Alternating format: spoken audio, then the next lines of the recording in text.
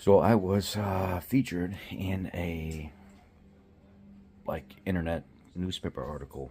Company talked about me and put my picture and stuff up, and as well as a few other social media influencers. And there has been a huge amount of traction from Kia and Hyundai guys that have come to the channel. And there's the average person that has, like an older Hyundai or something like that, Kia, Hyundai. Somebody said, "You're saying it wrong. Don't say Hyundai. Say Hyundai." Whatever.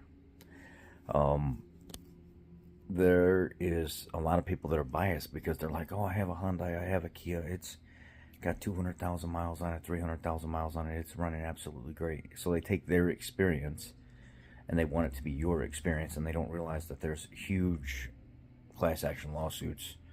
So many, it's more than billions of dollars being dumped into these engines. It's much more than that.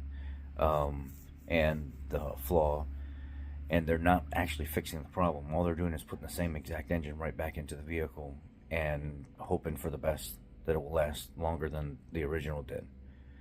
They haven't made any updates to the bearing material or any of that stuff. There's been plenty of Hyundai and Kia service techs that have popped by the channel that have left information and said you are correct. They basically refurbish the engine, reman it, and they put it right back in the vehicle, and they hope for success. Sometimes they get it, sometimes they don't. So it's one of those things where it's quite interesting when you put out a video and there's a bunch of people that start attacking it because they don't like what I say.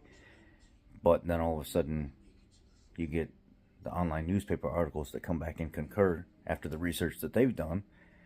And then all of a sudden the professionals start showing up in the comment section where the service writers at the Hyundai Kia dealership, the techs at the Hyundai Kia dealerships, and saying, yeah, what this dude is saying is correct.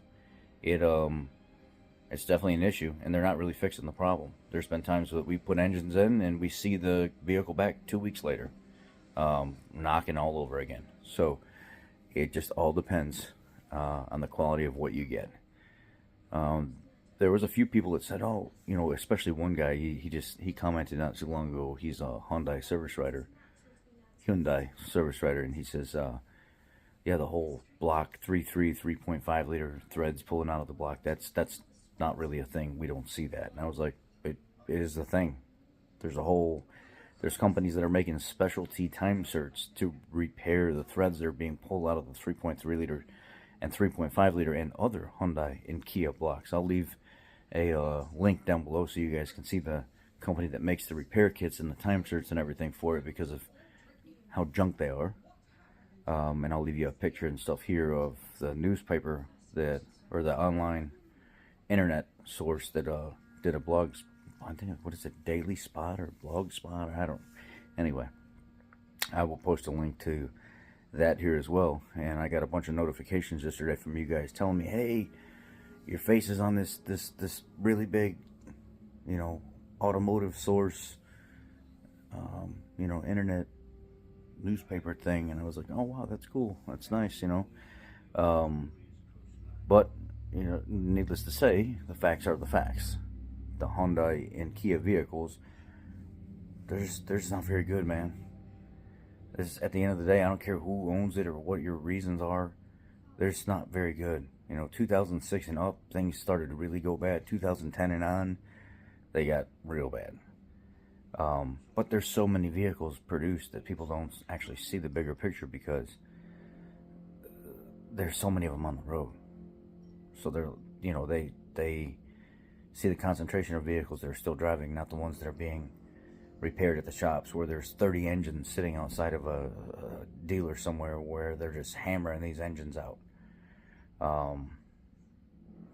And then not too long ago, there was a Kia, Hyundai, whatever, corporate meeting, and they actually brought up my original viral video on TikTok, and they brought up the fact that that video gained so many views so fast that it made it to corporate level, and they had a meeting and brought it up in the meeting. And one of the guys that was in the meeting, I personally know, he works in automotive training and creating like programs and stuff for technicians to learn at training events and stuff. And he said that was actually brought up in the meeting that I was in with Hyundai, or Kia Hyundai.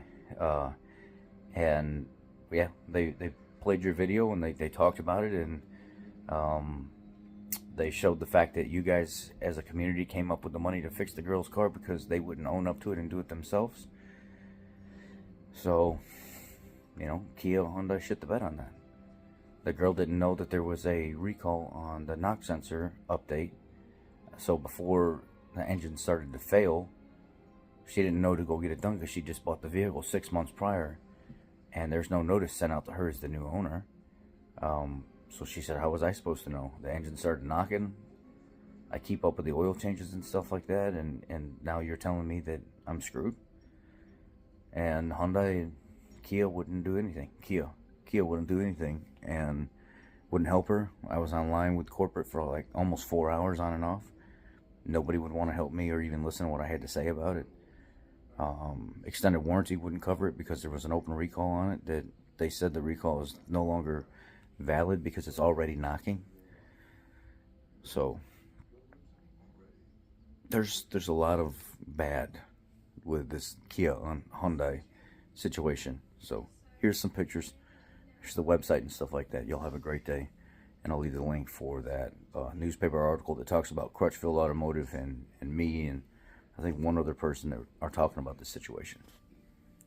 Be blessed.